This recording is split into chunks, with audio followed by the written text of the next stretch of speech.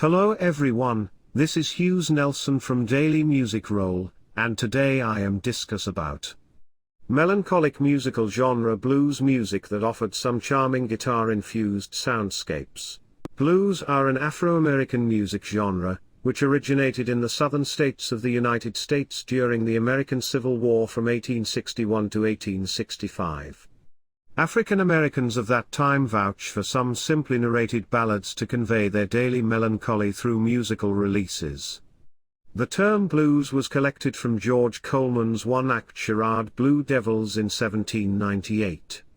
Blue Devils were interpreted as melancholy and sadness. Before that, the phrase Blue Devils were mentioned in early 16th in Britain as well, which referred to as intense visual hallucinations that can accompany severe alcohol withdrawal.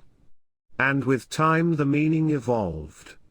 Blues is a secular folk music form with simple but expressive vocal forms, although there are various instrumental accompanying this music genre. Short history of this music genre. The earliest history of blues is not properly documented, yet the first documented blues number was by New Orleans artist Antonio Maggio, I Got the Blue, in 1908. But the number The Memphis Blues by W.C. Handy and Dallas Blues by Hartwand was widely popular and known blues numbers in 1912. After these music publications, the genre became very popular. The recorded blues numbers were of Mamie Smith in 1920, had her version of American composer and pianist Perry Bradford's Crazy Blues from the 1890s. But the genre gained wide popularity in the 1950s and 1960s. The density of the blues dynasty has offered some elegant yet empowering musical numbers delivered by various mesmerizing blues singers of all time. The most famous and influential blues performers of all time are: Number 1. Robert Johnson. He is one of the earliest and most prominent blues artists, offered landmark recordings in 1936 and 1937 which were a combination of his eclectic guitar skills and singing qualities.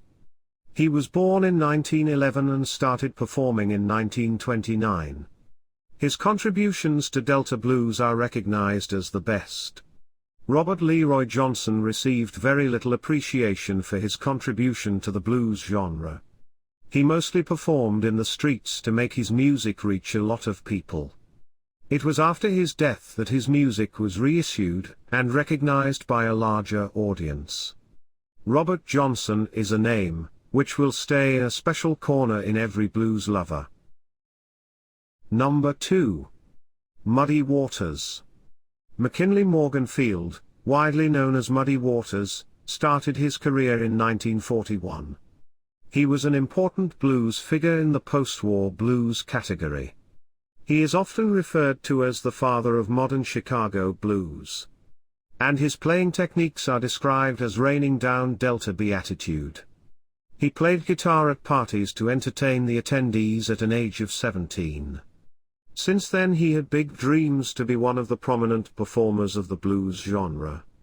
His musical styles have influenced the blues genre enormously. He has introduced and infused various styles, but the vivid usages of amplification and idiosyncratic interpretation amongst his many, are still seen and heard from various New Ages blues artists. Number 3. Buddy Guy. George Buddy Guy is one of the most prominent American blues guitarists and singers. He used to offer various dynamic performances as no other blues performers have. His music and his musical aura have influenced several other performers like Jimi Hendrix, Jeff Beck, Eric Clapton, and many more. He has played and performed with several other blues legends including Muddy Waters and Junior Wells. Stone Crazy is still remembered as one of the best guitar songs of all time. The 85-year-old singer has 8 Grammys to his name, by far for his exquisite musical ventures. From his early days with Baton Rouge to being a living legend has been the most interesting and inspiring journey for many. Number 4. Etta James. She is the most beautiful blues singer and has achieved great success for her delicate musical numbers. Despite her oscillating life, She always offered songs that melts and prevails under the skin of the listeners. Songs like, Something's Got a Hold on Me, The Wallflower, and I'd Rather Go Blind are considered the most profound blues numbers that were ever made. She prolifically managed and sometimes merged the gaps between rhythm, blues, and rock and roll. She has 6 Grammys and 17 Blues Music Awards to her name. Her voice and her musical aura are timeless, and are still relevant and admirable not only to a blues admirer but to any mere music lover. Number 5. B.B. King. And finally, the Kings of the Blues. Riley B. King, widely known as B.B. King, was a legendary blues singer and songwriter. He introduced some refined blues music formations in his musical career with his vibrant tones. The charms that he could spread with his guitar pieces were exceptional. His guitar solo and the fluency of his string blending of a blues electric guitar had some outstandingly ecstatic vibes. Being born in 1925, he started performing in 1942. He has done over 200 shows in his lifetime. He is mostly referred to as the Kings of the Blues. His music styles have been imitated and have influenced several blues performers by far and will continue to do so. Number 6. Albert King.